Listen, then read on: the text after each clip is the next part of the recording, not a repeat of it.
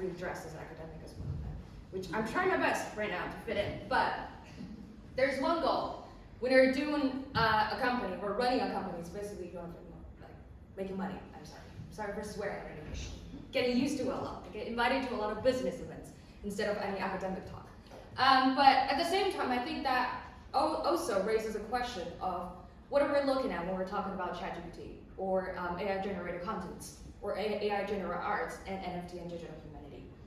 Because we're kind of approaching from a very different angle. Because I heard a lot from my own department, because I belong to social science and also the business department.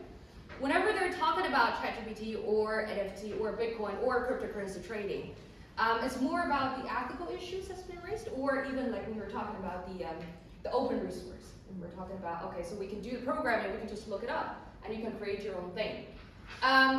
For any individual artist, so I came with an art background actually. So I did a double degree in digital arts in undergrad in New York and China. And later on I go into sociology, digital sociology, and now I'm doing finance related. So my background was an artist and a full-time artist. So I'll kind of explain later of why am I mentioning my background here? Why is it so important to tell you as an independent artist that is not relying on studios? Well, actually you are a studio when you're just graduating from universities and trying to get into industry. And why it's important and why has more potential than when academia are like viewing it from like the other side of the table. Anyway, so we'll just go on from there. Firstly, a couple of things I want to clarify. So I don't know how much do we know about NFT and NFT art in general. So does anybody have any ideas of the definitions of NFT or brief idea of what it is, or even blockchain? Yes? No? Yes? All right. Well, do you mind sharing a little bit of your ideas, or do you? Yeah. What do you know about? I don't know what language to use. I mean, NFT is like. Go to ahead. me, anyway, it's kind of like oh gosh, I don't know where to start. Blockchain, load of computers. Yeah. Everybody, if you put something on the blockchain, Yeah. it kind of shared with 1,000 computers. Sure, with 1,000 years, yes. So yes. that acts like I'm probably jumping ahead 10 things here. It actually acts as a copyright. Copyright, yeah. Because 1,000 computers can't be wrong. Yeah, So it's hard to hack. NFT, on the other hand, if I mention smart contracts, you got some keywords there, yeah? Yeah. Very important keywords. Yeah. So NFT for me is, I don't know about the 10,000 images that people spend, like, are ridiculous.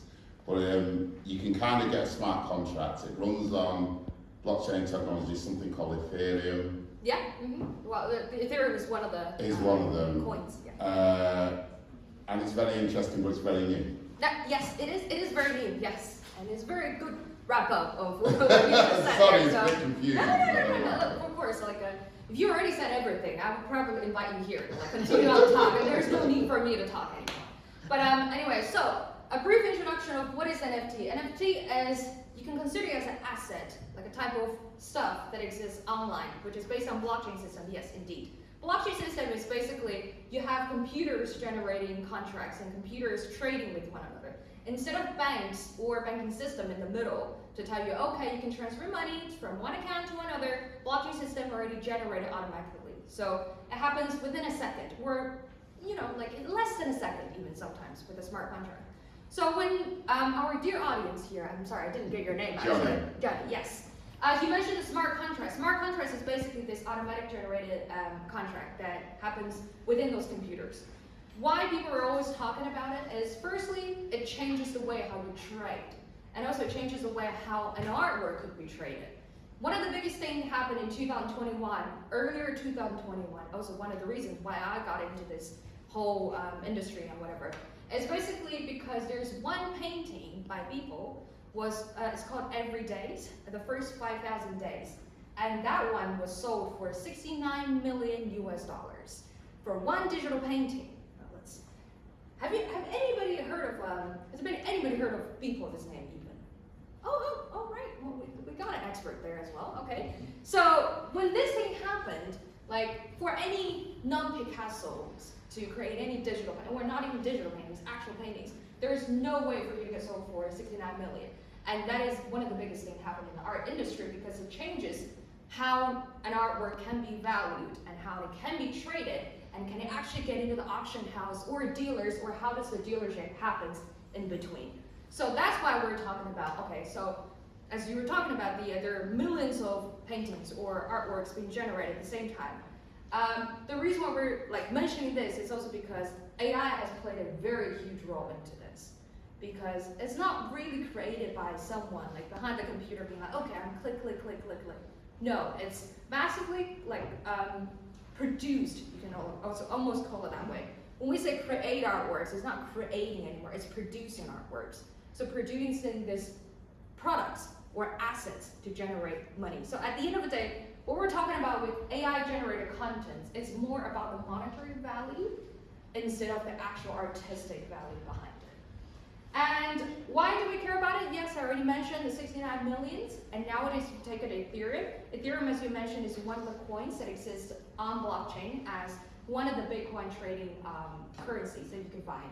And if you take a look at it, how much it is, well, it's been dropping ever since this year. But if you take a look at it, it is still there at some point. It's very different from stock market. Or does anybody do finance in the room, by the way? No? Yes? No, not really. Thank God. Yes, I feel like most of the time I'm having a topic, having a chat in the business school. If anybody's doing finance, it'll be like, it's bullshit. But yeah, they always say that. And I've faced a lot, even in the bar. When I'm talking about I do crypto trading, and they're like, I know a crypto bro is like, or a finance bro, and I was like, well, I'm not part of it, am I? Anyway, so how does the art market work? So I already kind of briefly mentioned, as if you're an independent artist, it's extremely hard for you to get into the market because you need to know the dealers. First, our dealers are between you, independent artists, and the galleries or museums or any independent art trading facilities or institutions that is out there that are going to buy your artworks.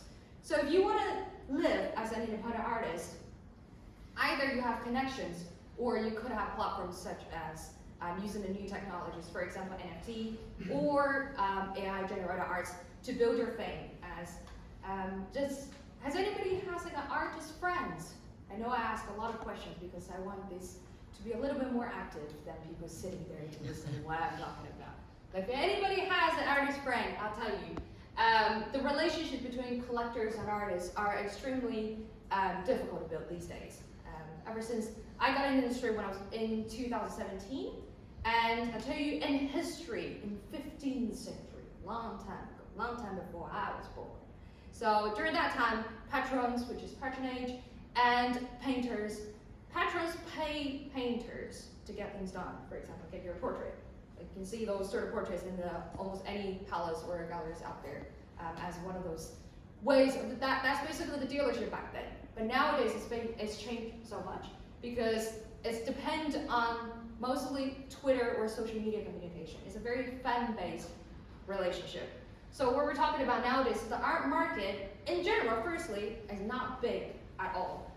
But when people are talking about with one painting being sold, for example, if you hear any sort of news coming out of media, they were talking about, because Christians, they're very good at making media attention, to be frank, attracting attention by telling you, okay, one painting is sold for 3 million. But actually, the whole general market in general, the art market, is less than a quarter of trading volume in Google for 1 quarter. So that's the size of the market. And you can know that because of the size difference, there's really not a lot of cake that you can share with other people. So what you want to do, of course, not only by quality, but also by quantity to create it. That's what I'm mentioning when some people are talking about, okay, so ChatGPT or AI-generated arts are killing creativity. I say it's creating opportunities, especially for startups like us. So my company, we started around 2021, and currently we have 100-ish employees right now. And back in the time, it's based in the US, it has about 50 interns. And we decided to lay off a couple of them, interns. Of course, in the US, the law is very different. The reason why I decided to let them go is because there are a lot of tools nowadays that could help generate social media content. If you take a look at nowadays, if you take any marketing class, so I teach marketing in MMU, I supervise students in MMU in marketing and metaverse master's thesis. Consistency is very important. The authenticity is very important. Staying in the same style is very important.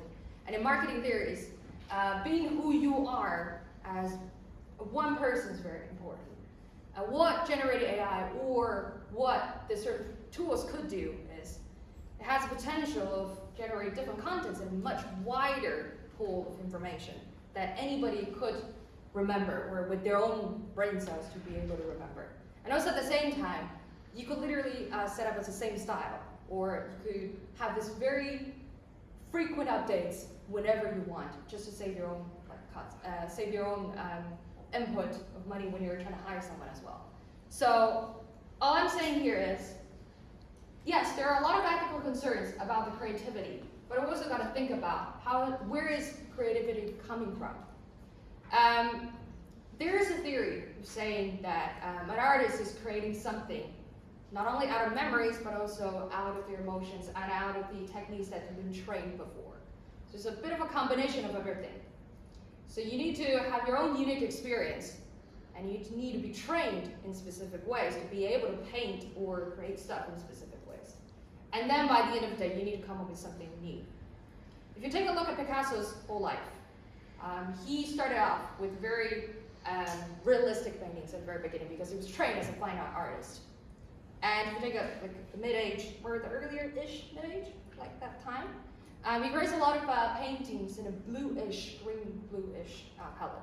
Partially because he was getting a little bit religious, let's say. And he was getting into this family issue, and he gets a little bit depressed, part of his feelings. And then later on, you see this huge, drastic change, getting into this very abstract, very massive, basically what you see nowadays. Very squares, and you see the 3D objects exist in a 2D format. And starting from there, for an artist to build his own career, you basically need to stay that way forever. Because if you don't do that, if you start doing something else, all of a sudden doing digital, let's say Picasso's doing digital, people are not going to recognize it at some point because it's not what it stands for. An artist is all about consistency.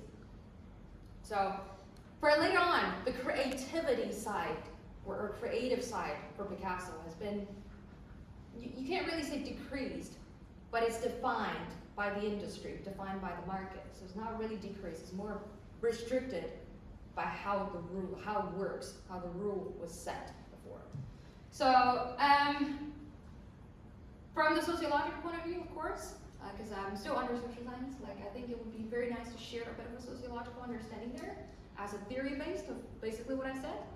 If anybody has heard of new materialism, object-oriented ontology, basically is promoting these new ideas of technologies or materials or objects itself could impact the way how we interact, where human and non-human objects interacting with one another.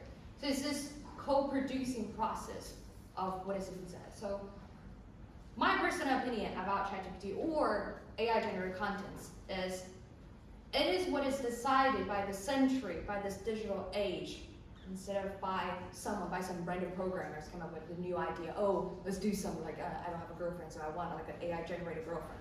It's not like that. It's because it's generated by the age, it's generated by the century, it's generated by all the belief of technology. So the non-human objects out there, for example, the machines, we're talking about the blockchain system, any system that's out there is driving us to do specific, to respond in specific ways.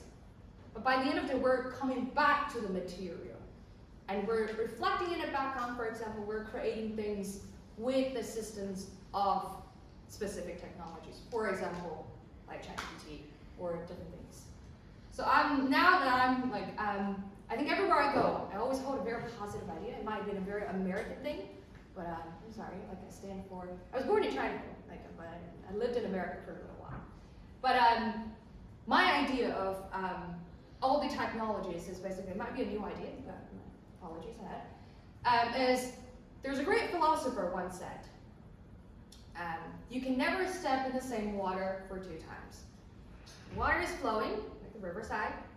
When you step into this moment passed, and it's not gonna come again. It's like, for example, now it's like, what, 12-ish? And it's never gonna come again, it's never gonna repeat itself, and everything goes with the flow.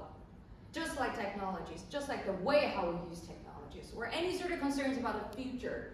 Yes, will happen, but the way how we face it, the way how we use it, like seeing material is not like a threat.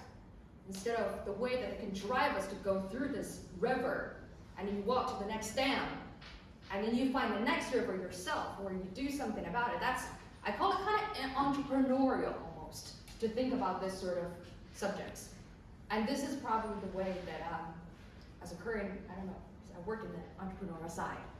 So this is how the way the industry is looking at it. And I hope to bring a little bit of insight. It might not be that deep, or it might not be that, like, down in theories, but I'm open to any sort of discussions if you're interested in it. And my contact is not really there, but like, you can Google my name. Yeah, not flexing again. Thanks a lot.